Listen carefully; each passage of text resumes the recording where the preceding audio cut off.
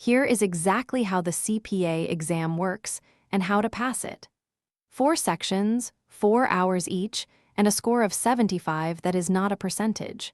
And if you are sitting a tax section this year, there is a July 2026 change that decides which tax law you are actually tested on. The exam is written by the AICPA, the American Institute of Certified Public Accountants.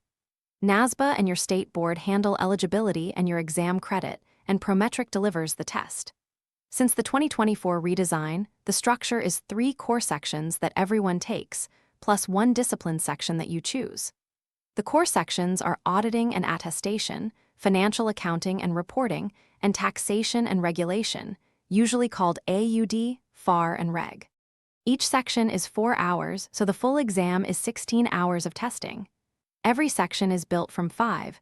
The first 2 are multiple choice. The last 3 are task-based simulations, which are short case studies where you work with documents and spreadsheets. The counts differ by section. AUD gives you 78 multiple-choice questions and 7 simulations. FAR is only 50 multiple-choice questions, but the same 7 simulations. Reg has 72 questions and 8 simulations. Now scoring, and this is the number everyone gets wrong. You need a 75, but that is a scaled score on a 0 to 99 scale, not 75% and not a curve. Multiple choice and simulations each count for half your score in 5 of the 6 sections. The one exception is the information systems and controls discipline, where multiple choice is 60% and simulations are 40. 2 rules shape your whole plan. First, the clock. Once you pass your first section, you get a rolling 30-month window to pass the other 3. That used to be 18 months, and NASBA's model rule moved it to 30, but each jurisdiction adopts it separately, so confirm the window with your own board. Second, your discipline choice does not brand your career. Whichever one you pass, you get the same CPA license, and your practice is not limited by it. So what is actually tested? The blueprint gives each content area a range rather than a fixed percentage, which is unusual and tells you something. The mix moves between forms. In AUD, performing procedures and obtaining evidence is the heaviest area at 30 to 40%, and risk assessment is right behind it. FAR splits into 3 areas of roughly equal size. Reg is dominated by tax on individuals and tax on entities, which together can be well over half the section, while property transactions can be as little as 5%. Here is the number that should change how you study. Every blueprint also publishes a skill allocation, and in FAR only 5 to 15% of the section is remembering and understanding. Nearly everything else is application and analysis. AUD is the only section that tests the top skill, evaluation, at 5 to 15%. So flashcards alone will not get you to 75. You have to work problems.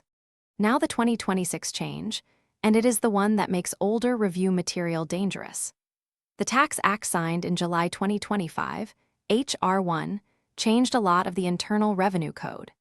The AICPA Board of Examiners decided its 2024 and 2025 provisions became eligible for testing in Reg and TCP starting July 1, 2026, and that provisions which were scheduled to sunset stayed testable only through June 30th. So a tax section sat before that summer and one sat after are testing different law.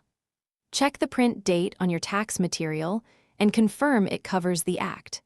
Let's do 3 real questions, 1 per core section. First, auditing.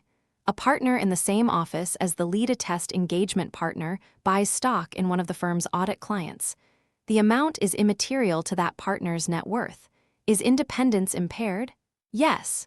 Any direct financial interest held by a covered member impairs independence regardless of materiality. Materiality only enters the analysis for indirect interests, and that single distinction decides a lot of AUD questions. Second, financial accounting. A company pays cash dividends to common shareholders and cash interest on its bonds. How are those classified in the Statement of Cash Flows under United States GAAP? Dividends paid are financing, and interest paid is operating. It feels inconsistent because both look like payments to capital providers, but interest runs through the income statement and dividends do not. FAR rewards you for knowing where an item lands, not for defining it. Third, regulation. A preparer takes a position that is not a tax shelter and is not disclosed on the return. What level of support avoids the preparer penalty under Section 6694A? Substantial authority.